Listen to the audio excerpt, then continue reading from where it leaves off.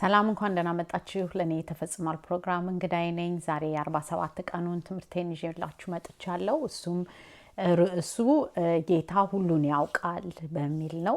ማቴዎስ ወንጌል ምዕራፍ 26ን በመመስረት ያገኘሁትን ትምህርት ነውና ጌታ ሁሉን ያውቃል በሚል ነው። የሚክደውንም ያውቃል፣ የሚሸጠውንም ደቀ መዝሙር ያውቃልና ያው እሱ 3 ዓመት ከግማሽ ደቀ መዝሙር ነበሩት። 12 ደቀ መዝሙር መርጦ ደቀ መዝሙሮቹን ያሰለጥን ያስተምር ነበርና መጨረሻ የሱ ወደ መስቀል መሄጃው ሰዓት ሲደርስ ግን ጌታ ስለሆነ የሰውን ሁሉ ልብ ስለሚያውቅ ስለሚመረምር የሰውን ሐሳብ ስለሚያውቅ ቁጭ ብሎ ሲነግራቸው ሰብስቦ ሲነግራቸው ነበርና ማን ሊሸጠው እንዳሰበ ማን አሳልፎ ሊሰጠው እንዳሰበ አውቋል። እንደገና ደግሞ ማን ሊከዳው እንደሆነ ያውቃልና ምሳሌ ያስቆሮጦ እሱ ይሁዳንንና የካደው እሱ ነው። እንደገና ደግሞ የሸጠው እሱ ነው ማለቴ ነው።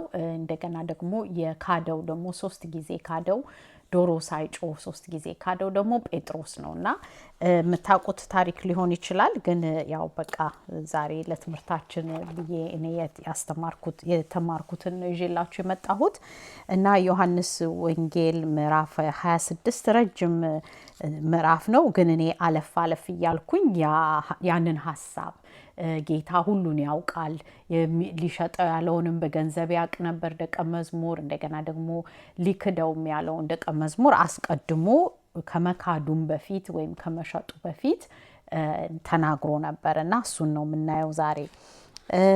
የመጀመሪያው የምናየው ምሳሌ አድርገን ሊሸጠው ያለው ስላስቆሮጡ ይሁዳ ነው የምናየው። በተለይ ማውራት የምፈልገው ማቴዎስ ወንጌል ምዕራፍ 26 ከቁጥር 14 እስከ 16 ላይ ይሁዳ የገንዘብ ስምምነት ሲያደርግ ከነዚህ ከካህናት አለቆች ጋር የገንዘብ ስምምነት ሲያደርግ ነው የምናየው። ላንብብላችሁ ግን እንደዚህ ይላል።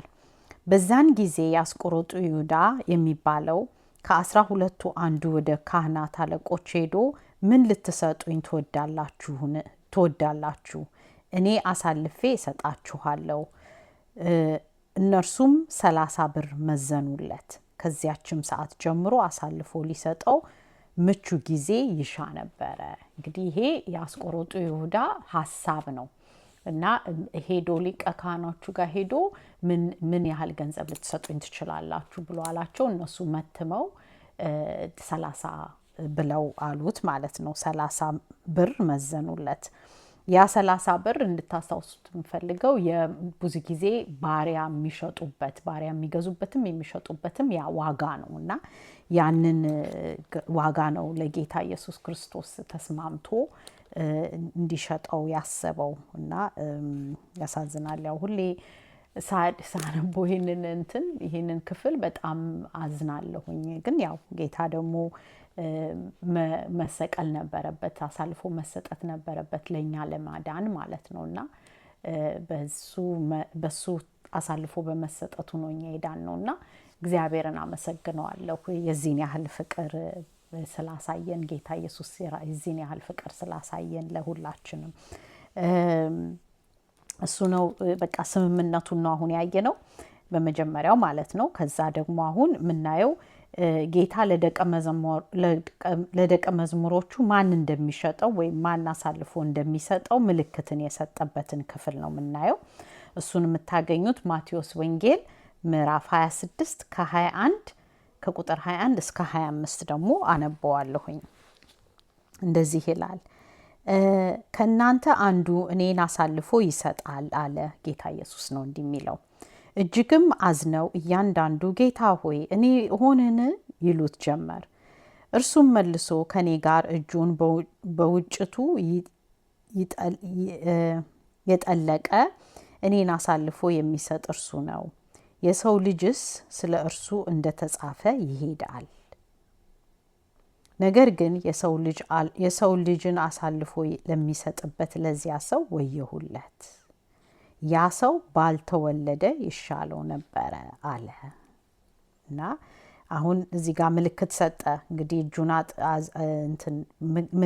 ምልክት ነው የሰጣቸው ማን እንደሚሆን ነው የነገራቸው። ለሱ ሰውዬ ደግሞ አሳልፎ የሰው ልጅን አሳልፎ ለሚሰጠው ለዛ ሰውዬ ወየሁለት ባልተወለደ ነበረ ብሎ ጌታ ኢየሱስ አለ ማለት ነው። ይሁዳ አስቆሮጡ ይሁዳ ባልተወለደ ኖሮ አሳልፎ በመስጠቱ የሰው ልጅ ራሱን የሰው ልጅ ነው የሚለው። ኢየሱስ ክርስቶስ ራሱን እንደኛ ሰው ብሎ ነው የሚጠራው፣ የሰው ልጅ ብሎ ነው የሚጠራው። እሺ አሁን እሱን አየን። እንግዲህ ምልክቱን አየን።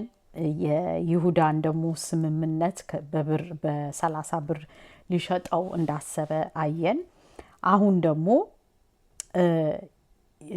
ይሁዳ የካህናት አለቆቹና ሽማግሌዎችን እየመራ ወደ ኢየሱስ የመጣበትን ክፍል ነው የምናነበውና እንዴት ብሎ ደግሞ ምልክት እሰጣችኋለሁ ብሏቸዋል። እኔ መራቸውና ከዛ ማን እንደሆነ እኔ ምልክት እሰጣችኋለሁኝ ብሎ ያላቸውን ክፍል እናያለን። እሱንም የምታገኙት ማቴዎስ ወንጌል ምዕራፍ 26 ከቁጥር 47 እስከ 56 ነው ማነበው። እሱን እንደዚህ ይላል። ይህንንም ገና ሲናገር እነሆ ከ12ቱ አንዱ ይሁዳ መጣ። ከእርሱም ጋር ብዙ ሕዝብ ሰይፍና ገመድ ይዘው ከካህናት አለቆችና ከሕዝቡ ሽማግሌዎች ዘንድ መጡ። አሳልፎ የሚሰጠውም የምስመውም እርሱ ነው፣ ያዙት ብሎ ምልክት ሰጥቷቸው ነበረ። አያችሁ፣ አሳልፎ የሚሰጠው ማለት ይሁዳ የምስመው እርሱ ነው እና እሱን ያዙት ብሎ ነግሯቸው ነበረ ነው የሚለን። ምልክት የሰጣቸው እሱ ነው። ወዲያውም ወደ ኢየሱስ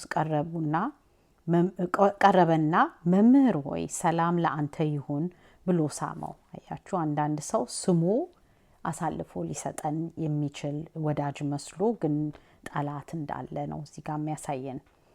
ኢየሱስም ወዳጄ ሆይ ለምን ነገር መጣህ አለው። በዚያን ጊዜ ቀረቡ፣ እጃቸውንም በኢየሱስ ላይ ጭነው ያዙት። እነሆም ከኢየሱስ ጋር ከነበሩት አንዱ እጁን ዘርግቶ ሰይፉን መዘዘና የሊቀ ካህኑን ባሪያ መትቶ ጆሮውን ቆረጠው። በዚያን ጊዜ ኢየሱስ እንዲህ አለ፣ ሰይፍ የሚያነሱ ሁሉ በሰይፍ ይጠፋሉና ሰይፍህን ወደ ስፍራው መልስ። ወይስ አባቴን ብለምነው እርሱ አሁን ከ12 ጭፍሮች የሚበዙ መላእክትን እንደሚሰድልኝ የማይቻል ይመስልሃልን? እንግዲህ ከሆነስ እንደዚሁ ሊሆን ይገባል የሚሉ መጽሐፍት እንዴት ይፈጸማሉ ብሎ ይሄንን እንግዲህ እንደተጻፈለት ነው የሚሄደው።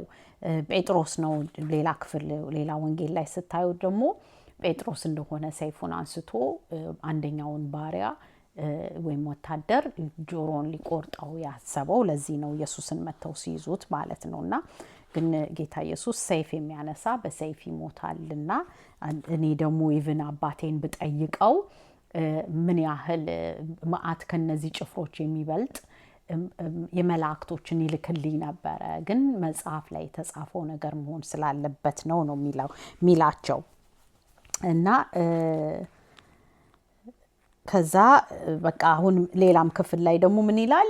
ይሄ የሰይፉን የተቆረጠውን ጆሮውን ሰውዬ እጁን ነክቶ ፈወሰው ይለናልና ጌታ ኢየሱስ ማንም እንዴት ነው ታሳልፎ ራሱን ነው የሚሰጠው እንጂ ወይም ደግሞ መልአክም ሊመጣለት ይችላል፣ ግን እሱ በፈቃደኝነት ነው ራሱን አሳልፎ የሚሰጠውና ማንም እንዲያቆመው አልፈለገም፣ ሞቱን ማለት ነው፣ ስቅለቱን።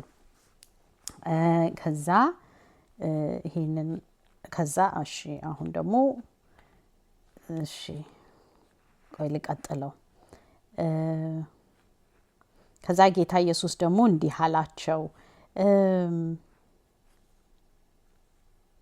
በዚያን ሰዓት ኢየሱስ ለሕዝቡ ወንበዴን እንደምትይዙ ሰይፍና ገመድ ይዛችሁ ልትይዙ ይመጣችሁን? በመቅደስ ዕለት ዕለት እያስተማርኩ ከእናንተ ጋር ስቀመጥ ሳለሁ አልያዛችሁኝም። ነገር ግን ይህ ሁሉ የሆነ የነቢያት መጽሐፍት ይፈጸሙ ዘንድ ነው አለ። በዚያን ጊዜ ደቀ መዛሙርቱ ሁሉ ትተውት ሸሹ ይለናል። አያችሁ መጨረሻ እነሱ ያዙት። እንትን ደግሞ አሁን ገመድና ልክ ወንበዴን እንደምትይዙ ገመድንና እንትን እንደዚህ ይዛችሁብኝ የምትመጡት ሰይፍና ገመድን ይዛችሁ የምትመጡት ወንበዴን እንደሚይዝ አድርጋችሁ ነው። እኔ ዕለት ከእናንተ ጋር ሆኜ አስተምር ነበረ፣ ግን የዛን ጊዜ አላዛችሁኝም ነበረ። አሁን ግን ጊዜው ስለደረሰ ነው መጽሐፍ ላይ የተጻፈው እንዲፈጸም ነው ብሎ ጌታ ኢየሱስ አላቸው ማለት ነው። እሺ አሁን ደግሞ ስለ ጴጥሮስ ነው የምናየው። አሁን እስካሁን የይሁዳን አየን። አሁን ደግሞ የጴጥሮስን ክደት ነው ደግሞ የምናየው። እሱን የምታገኙት እዛው ምዕራፍ ላይ ነው። ማቴዎስ ወንጌል ምዕራፍ 26 ከቁጥር 31 እስከ 35 የጴጥሮስ አነጋገር የመጀመሪያ ጌታ ኢየሱስ ክርስቶስ እናንተ በእኔ ምክንያት ትሰናከላላችሁ ብሎ ሲላቸው እነሱ ደግሞ የተከራከሩበት፣ በተለይ ደግሞ ጴጥሮስ እነሱ እንኳን ቢክዱ እኔ እስከ ሞት ድረስ እመጣለሁኝ እከተልሃለሁ ብሎ ያለውን ክፍል ነው የምናየው። እሱም ያው ነግሬያችኋለሁ። ምዕራፍ 26 ማቴዎስ ወንጌል ከቁጥር 31 እስከ 35 እናንብበው። እንዲህ ይላል። በዚያን ጊዜ ኢየሱስ በዚች ሌሊት ሁላችሁ በእኔ ትሰናከላላችሁ፣ እረኛውን እመታለሁ፣ የመንጋውንም በጎች ይበተናሉ የሚል ተጽፏልና፣ ከተነሳው በኋላ ግን ወደ ገሊላ እቀድማችኋለሁ አላቸው። ጴጥሮስም መልሶ ሁሉም በአንተ ቢሰናከሉ እኔ ከቶ አልሰናከልም አለው። ኢየሱስ እውነት እልሃለሁ በዚች ሌሊት ዶሮ ሳይጮህ 3 ጊዜ ትከዳኛለህ አለው። ጴጥሮስ ከአንተ ጋር መሞት እንኳን እስከሚያስፈልገኝ ቢሆን ከቶ አልክድህም አለው። ደቀ መዛሙርቱ ሁሉ ደግሞ እንደዚሁ አሉ። አያችሁ፣ ሁሉም ጌታ ኢየሱስ በእኔ ምክንያት ትሰናከላላችሁ ብሎ ሲላቸው፣ ይህም ደግሞ ተጽፏል፣ እረኛውን እመታለሁ፣ ከዛ መንጋዎቹ ይበተናሉ። እናንተ እንደምትበተኑ እሱ እረኛ ነው፣ መልካም እረኛቸው ነው። እሱን ሲያዝ ጌታ ኢየሱስ ሲያዝ እነሱ እንደሚበተኑ የተጻፈ አለ እና እሱ ነው የሚሆነው ብሎ ሲላቸው፣ ጴጥሮስ በተለይ ተከራከረ። እነሱ እንኳን ቢክዱ እኔ አልክድህም ብሎ ጌታ ኢየሱስን እንትን ማለለት ነገረው ማለት ነው። ግን ጌታ ግን ሐሳቡን ያውቃል፣ የልቡን ያውቃል፣ የሚሆነውን ነገር ያውቃል። ገብቷችኋል?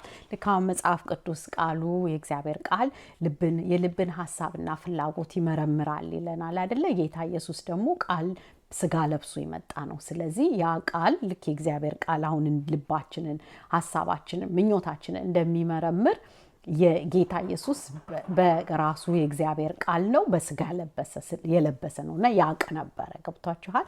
በቃል ራሱ እግዚአብሔር ነውና እግዚአብሔር ያውቃል። ከእግዚአብሔር ምንም የተደበቀ ነገር የለም። ከጌታ ኢየሱስ ምንም የተደበቀ ነገር የለም እና ያ ነገር ከመሆኑ በፊት አውቋል። እንደገና አሁንም የጴጥሮስን ክደት ያውቅ ነበረ እና ለዚህ ነው ገልጦ የነገራቸው ማለት ነው። ከዛ እንደገና ሌላውን ደግሞ የምናየው ጴጥሮስ ኢየሱስ ከተያዘ በኋላ እስከ ሊቀ ካህኑ ግቢው እንደተከተለው ነው የምናየው። እሱን ደግሞ የምታገኙት እዛው ምዕራፍ 26 ማቴዎስ ከቁጥር 57 እስከ 59 አነብላችኋለሁኝ።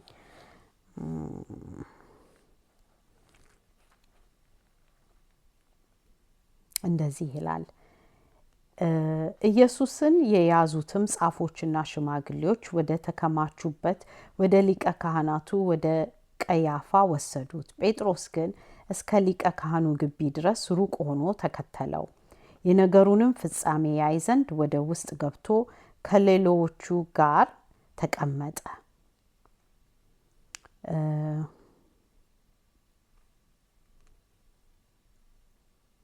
እሺ አሁን እዚህ ጋር ይበቃኛል። እንግዲህ ይሄ ተከትሎት እንደገባ ነው እስካሁን ያየነው። አሁን ደግሞ የምናየው የጴጥሮስን ክደት።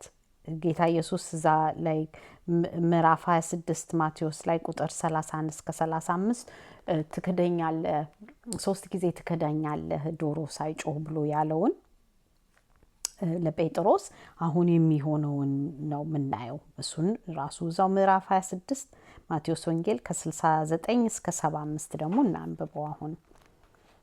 እሺ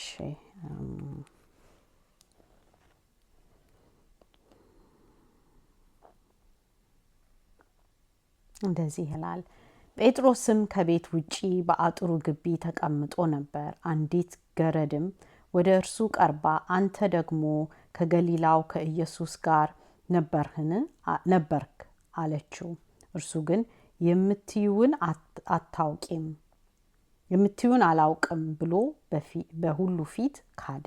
ይህንን አንድ ክደት በሉት፣ በገረዷ በፊት ማለት ነው። የምትዩን አላውቅም አላት። ከዛ እንደገና ደግሞ አሁን እንቀጥል። ወደ በሩም ሲወጣ ሌላይቱ አየችውና በዚያ ላሉት ይህ ደግሞ ከናዝሬቱ ከኢየሱስ ጋር ነበረ አለች። ዳግመኛም ሲምል ሰውየውን አላውቀውም ብሎ ካደ። ሁለት በሉልኝ እዚህ ላይ። ሶስተኛውን ደግሞ እናየዋለን።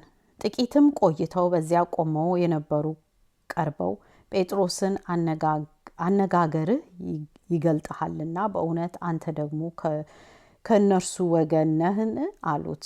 በዚያን ጊዜ ሰውየውንም አላውቀውም ብሎ ሊረገምና ሊምል ጀመረ። አያችሁ፣ ይሄ ሶስተኛ ሆነ ማለት ነው። ከዛ ልክ ይሄ ሶስተኛ እንደካደው ወዲያው ዶሮ ጮኸ ይለናል። ጴጥሮስም ዶሮ ሳይጮህ 3 ጊዜ ትክደኛለህ ያለው ኢየሱስ ቃል ትዝ አለው። ወደ ውጭም ወጥቶ መራራ ለቅሶ አለቀሰ ይለናል። አያችሁ፣ ጌታ የተናገረው ቃል በሙሉ ትክክል ሆነ ማለት ነው፣ እውነት ሆነ ማለት ነው። ትክደኛለህ ብሎ ያለውም ካደው፣ ሊሸጠው የሚያስበውም ደግሞ ሸጠው ማለት ነው። እና በገንዘብ በተስማማው ገንዘብ ሸጠው። ያ ነገር ከመሆኑ በፊት ጌታ አውቋል። ጌታ ነግሯቸዋል፣ አስጠንቅቋቸዋል። ኢቭን እናንተ ምዕራፉን በሙሉ ብታነቡት እነሱን ይላቸው ነበረ፣ ወደ ፈተና እንዳትገቡ እንትን በሉ፣ ተግታችሁ ጸልዩ እያለ ይላቸው ነበረ። ግን እነሱ ያው እንቅልፍ ይዟቸው በቃ ስጋቸው ደክሞ ተኝተው ነበረ እና ይተኙ ነበረ እና ግን ያው መሆን ያለበት ነው የሆነው። መጽሐፍ ላይ የተጻፈው፣ ትንቢት ላይ የተጻፈው ነው መጽሐፍ የሆነው እና እረኛውን ሲመታ መንጋዎቹ እንደሚበተኑት፣ በጎቹ እንደሚበተኑት የጌታ ኢየሱስ ክርስቶስ እሱ መሪያቸው ነበር። እሱ በግ የእግዚአብሔር በግ፣ ለነሱ ደግሞ እረኛ ነበር። የሱ ደግሞ በጎች ደግሞ ደቀ መዝሙሮቹ ነበሩ። ልክ እሱን ሲይዙት ሁሉም እንደተበተኑ፣ ሁሉም እንደሸሹ፣ ግማሾቹ እንደከዱት ነው የሚያሳየን። ግን እግዚአብሔር ይመስገን እንደዛ ሆነው አልቀሩም።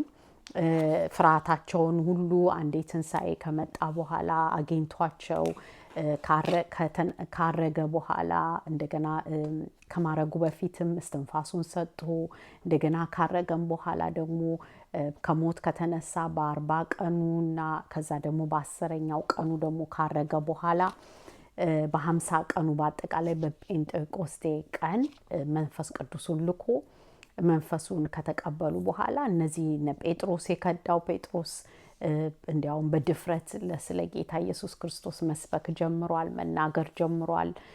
ወንጌልን እናንተ የሰቀላችሁት እሱ ግን ተነስቷል፣ እግዚአብሔር አስነስቶታል እያለ በድፍረት እንደዚህ ፈርተው አልቀሩም፣ ደፍረዋል። መጨረሻ ይሄ ግን ያው የበፊቱን መጀመሪያ ጌታ ኢየሱስ ክርስቶስ ወደ መስቀል ከመሄዱ በፊት የነበረውን ታሪክ ነው የሚነግረን እና እሱን ነው ዛሬ ያነበብነው። እና ጌታ ሁሉን ያውቃል እና የሚክደውንም ያውቃል፣ የሚመለሰውም ክዶት ደግሞ በለቅሶ በንስሐ የሚመለሰውን ያውቃል። እንደገና ደግሞ አስቆሮጡ ይሁዳ ግን ልዩነቱ ሄዶ ራሱን ገድሏል። ገብቷችኋል? መጨረሻ ራሱን ለመስቀል ለራሱን ነፍሱን ለማጥፋት ወሰነ ማለት ነው። ግን እንደ ጴጥሮስ ግን በንስሐ ለቅሶ አልተመለሰም እና እሱ ነው ልዩነታቸው። እና ማንም ቢመለስ እሱ ይቅር የሚል ጌታ ነው ያለን እና ማንም ወንበዴ ቢሆን ማንም ካጁም ቢሆን መመለስ ይችላል በንስሐ ማለት ነው። እና ጌታ ደግሞ ይቅር ይላል። እና ይህንን ሁለት አይነት ምሳሌዎች ይዤ ነው ዛሬ የተማርኩት እና እንደወደዳችሁ ተስፋ አደርጋለሁኝ። ነገ ደግሞ በጌታ በሌላ ቃል እስክንገናኝ ደህና ሁኑልኝ ባይ